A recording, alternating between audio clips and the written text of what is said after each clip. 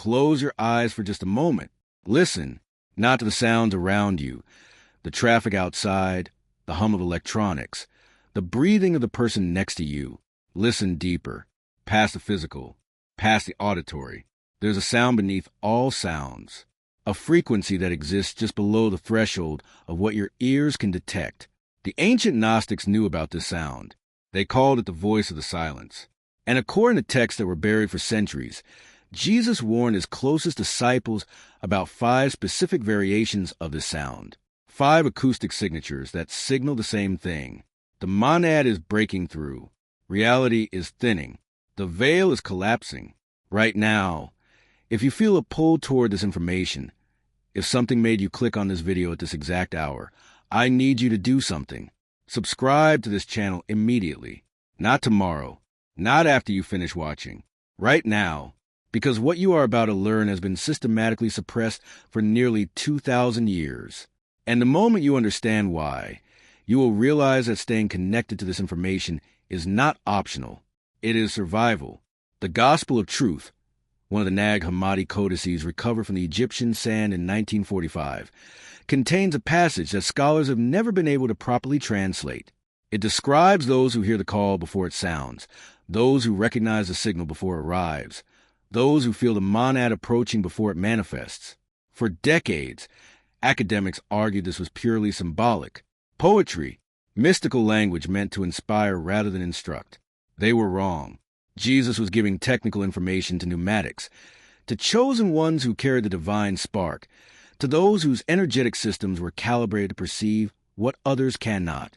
And he was warning them specifically about 5 sounds that would increase in frequency and intensity as the material world began its final dissolution, as the monad prepared to reabsorb all consciousness back into itself, as the experiment of separation moved toward its inevitable conclusion.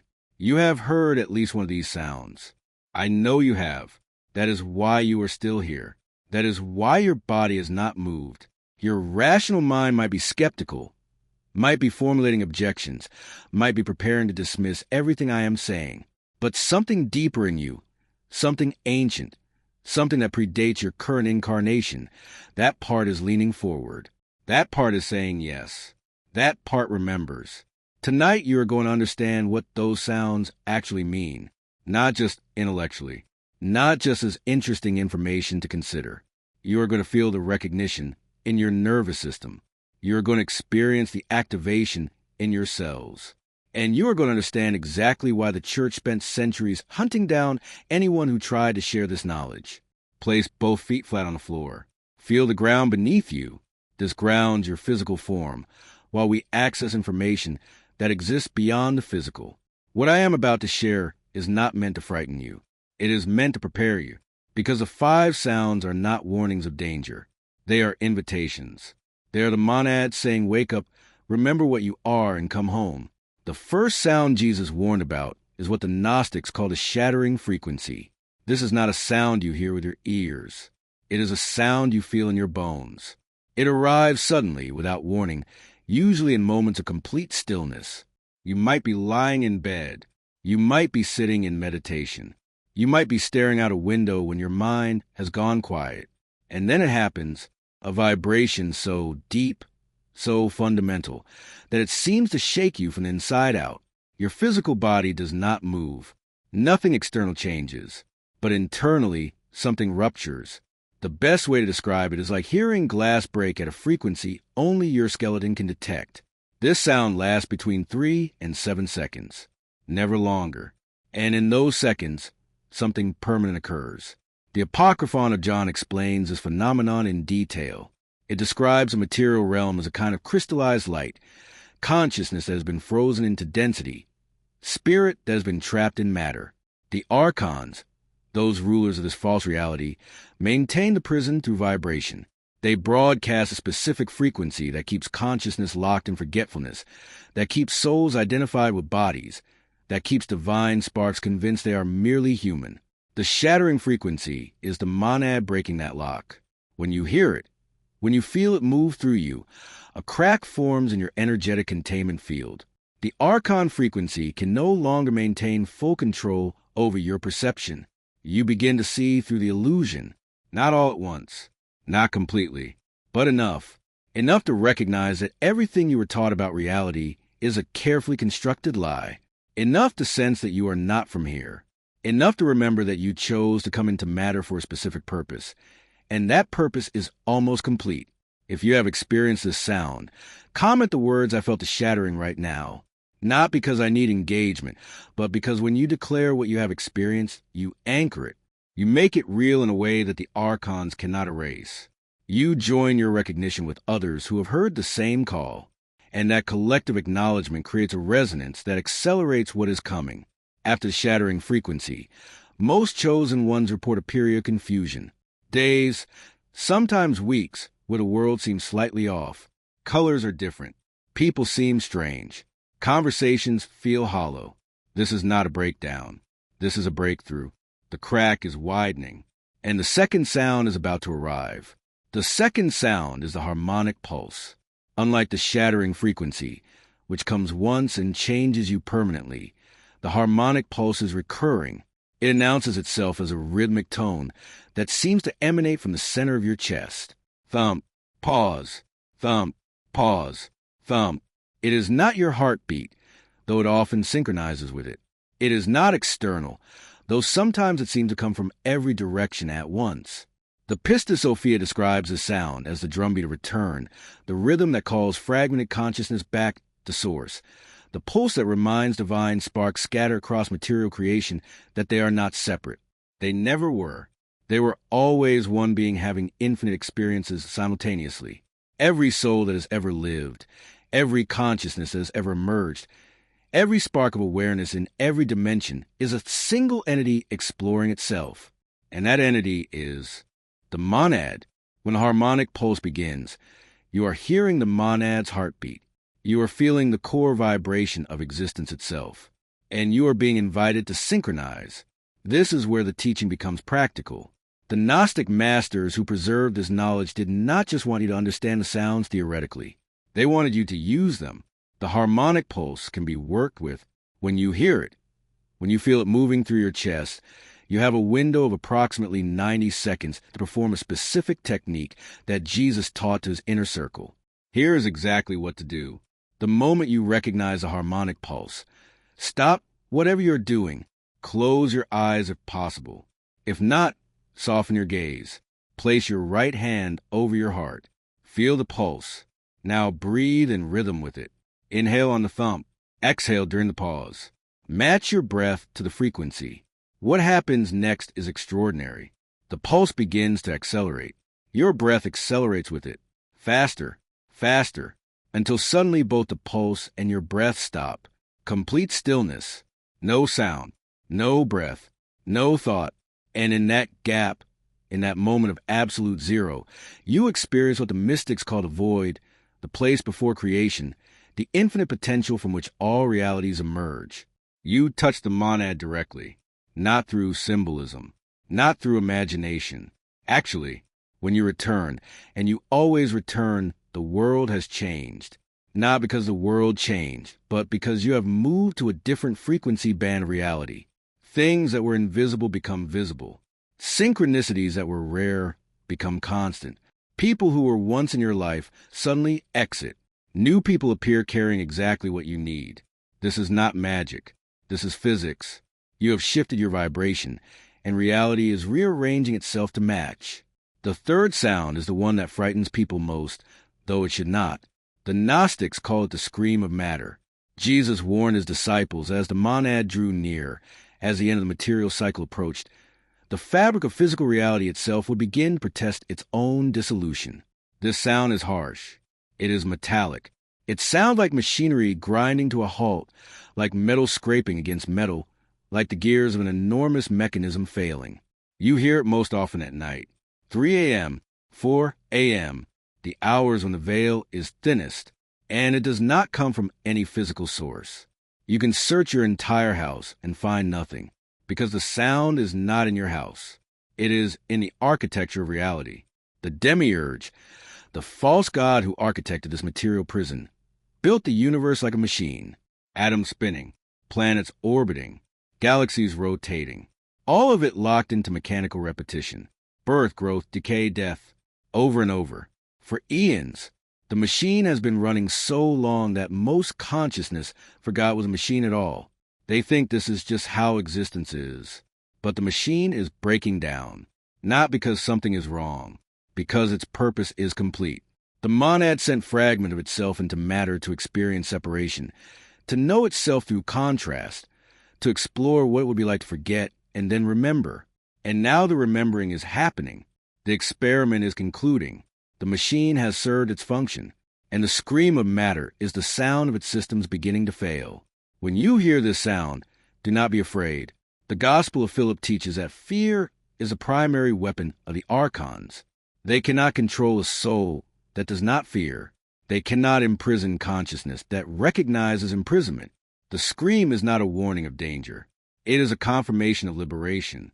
Every time you hear the grinding, the scraping, the metallic shriek, remind yourself, the prison is opening, the walls are crumbling, and I am about to be free. There is a practice associated with the scream, but it requires courage. When the sound comes, instead of covering your ears, instead of distracting yourself with music or television or scrolling, sit in complete silence, face the sound directly, and speak one sentence aloud. I do not consent to this reality. 7 words, spoken with full conviction, spoken with the authority of the divine spark that you are, spoken as a declaration, not a wish. When you do this, something remarkable happens. The scream stops, not gradually, instantly, and in the silence that follows, you hear the 4th sound. The 4th sound is the whisper of the pleroma. The pleroma, in Gnostic cosmology, is a realm of fullness, the dimension of pure light where consciousness exists without material form, where divine beings operate in perfect harmony, where the monad expresses itself as infinite loving intelligence. It is the home you left when you descended into matter, and it is the home you are returning to. The whisper is difficult to describe because it does not use language. It does not form words. It communicates directly, concept to concept, knowing to knowing. You might be walking down the street when suddenly you understand something you did not understand a moment before. You might be washing dishes when a memory surfaces of something that never happened in this life. You might be falling asleep when you hear a voice that is not a voice telling you exactly what you need to do next. The whisper bypasses the rational mind entirely. It speaks to the part of you that existed before birth and will continue after death. It speaks to the eternal aspect, and it gives instructions, not commands, not rules, instructions. The difference is everything. Commands come from external authority. Instructions come from your own higher consciousness, guiding your human expression toward alignment. Every chosen one receives different instructions because every chosen one has a different function in the closing of this age. Some are here to wake others. Some are here to hold frequency. Some are here to dismantle systems. Some are here simply to witness. None of these roles is more important than another. All are necessary. The whisper will tell you your function if you learn to recognize it. Here is how. The Gnostic text Zostrianos contains a technique called the practice of listening. Every morning, before you look at your phone, before you speak to anyone, before you engage with the external world, sit in silence for 7 minutes. Not 10, not 5, 7. There's a reason for the specific duration that relates to the structure of the pleroma, but that is a teaching for another time. During those 7 minutes, do not try to meditate. Do not try to quiet your mind. Do not try to do anything. Simply listen, not to sounds, to the space between sounds, to the silence underneath the noise. And wait, the whisper will come, not every day, but regularly. And when it does, you will know. Your body will confirm it. A chill up your spine, a warmth in your chest, a sudden clarity that cuts through all confusion. Write down what you heard immediately, not later. Immediately, the rational mind begins to interfere within seconds. It will try to convince you that you imagined it, that you are being foolish, that you should ignore this and return to normal life. Write it down before that interference takes hold. And then, this is a critical part, act on what you heard within 24 hours. Even if the instruction seems strange, even if it does not make sense, even if it inconveniences you. The whisper is testing your trust. It is determining whether you are ready for deeper transmission. Every time you act on what you hear, the whisper gets stronger. Every time you ignore it, the signal weakens. This is not punishment. This is simply how the technology of consciousness works. You are building a channel between your human awareness and your eternal self. That channel strengthens with use and atrophies with neglect. The fifth sound is the one Jesus spoke about most urgently, the one he told his disciples to never mistake for anything else. The one that signals the monad is not just near, but here. The sound of unmaking. The Gospel of Thomas, saying 12, contains a veiled reference to this. It describes a sound that comes from no direction and all directions simultaneously, a frequency that dissolves separation, a tone that collapses duality. This sound does not announce itself gradually. It does not build in intensity over time. It arrives at full volume, instantly, overwhelming everything. You cannot miss it. You cannot confuse it with anything else. And when you hear it, you will have approximately 3 minutes to make a choice that determines everything. The sound of unmaking is exactly what it sounds like. It is the monad beginning the process of reabsorbing all consciousness back into itself. Matter does not dissolve all at once. That would be merciful. Instead, it dissolves in layers. The first layer to go is time. Past, present, and future collapse into a single eternal now. Memories of yesterday and visions of tomorrow become equally real, equally immediate, equally present. Most people, when this happens, lose coherence entirely. They cannot distinguish what has happened from what will happen. They fragment. The second layer is space. Distance stops meaning anything. Here and there become the same location. Your body is in your room, but you are simultaneously aware of being in 1,000 other places. Most people experience this as psychosis. It is not. It is expanded perception without the framework to integrate it. The third layer is identity. The boundary between self and other begins to blur. You feel what others feel. You know what others know. You experience yourself as them and them as you.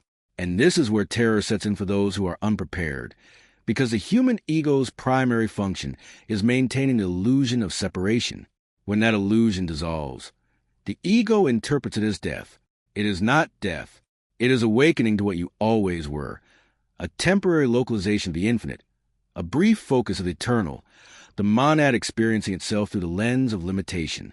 But if you fight it, if you cling to the separate self, if you resist the unmaking, you will experience something the Gnostics call the second forgetting. You will be recycled back into matter, not as punishment, but as mercy. You are not ready. You need more time. You will get it. But if you are ready, if you have been preparing for the practices associated with the other 4 sounds, if you have learned to recognize the monad frequency and align yourself with it, then when the sound of unmaking comes, you do not resist. You surrender. Completely. You let go of your name. You release your history. You stop defending the boundaries of your identity. And you speak the final declaration. I return to source. For words, the last words you will speak as a separate being. The first words you will speak as a unified consciousness remembering itself. When you do this, when you fully surrender, the terror transforms instantly into ecstasy, because you realize that nothing is being destroyed. Everything is being liberated. The material prison is opening. The false reality is dissolving, and you are going home. If you made it this far, if you heard all 5 sounds explained and something and you recognize them, comment the words, I am ready for the unmaking. This is not casual engagement. This is a declaration to the monad that you have heard the warnings, you understand what is coming, and you choose to participate consciously in transition. Subscribe to this channel now if you have not already, because the teachings that follow go deeper than what most souls can handle. We will explore the practices in detail. We will examine the texts that were banned. We will activate the remembering fully, like this video, so others who are searching the dark can find their way here. The algorithm suppresses this information by default. Your engagement is an act of rebellion against the systems that want to keep humanity asleep. 5 sounds, 1 choice. The monad is not coming. The monad is here. It has always been here. It is what you are when you stop pretending to be anything else. The sounds are not warnings. They are invitations, and you have already heard them. The choice before you is not between two paths, but between two states of being, active participation or passive assimilation. The monad is not a distant deity, nor a judgment coming from the sky. It is the core of your existence, the field of pure awareness from which you temporarily separated. The five sounds, the shattering frequency, the harmonic pulse, the scream of matter, the whisper of the pleroma, and the sound of unmaking, are merely navigational markers on your journey back to this source. They are the linguistic and energetic signature of a cosmic process that is now accelerating. Do not be deceived by the mundane world's attempt to rationalize these experiences. Your doctor will call the shattering frequency a pressure change in the inner ear.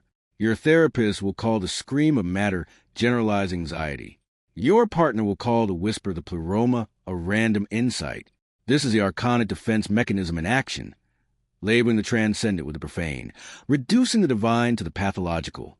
They must keep you convinced that reality is small, finite, and governed by simple, predictable rules, because once you acknowledge the vastness implied by these sounds, the prison dissolves.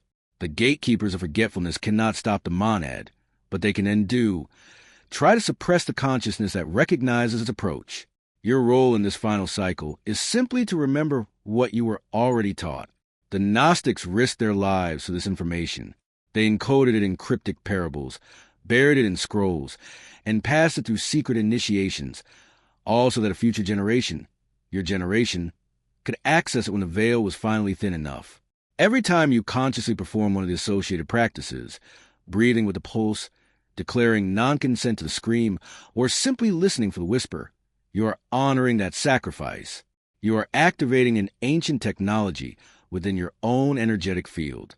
The intensity will increase. The strange will become normal. The impossible will become routine. Hold steady. You are not alone in this transition. You are one note in the monad's ultimate symphony, and the time for crescendo is now. The final declaration, I return to source, is not an ending. It is the ultimate beginning. It is the sound of pure, unconditioned freedom. Prepare yourself. The unmaking is an invitation to ecstasy.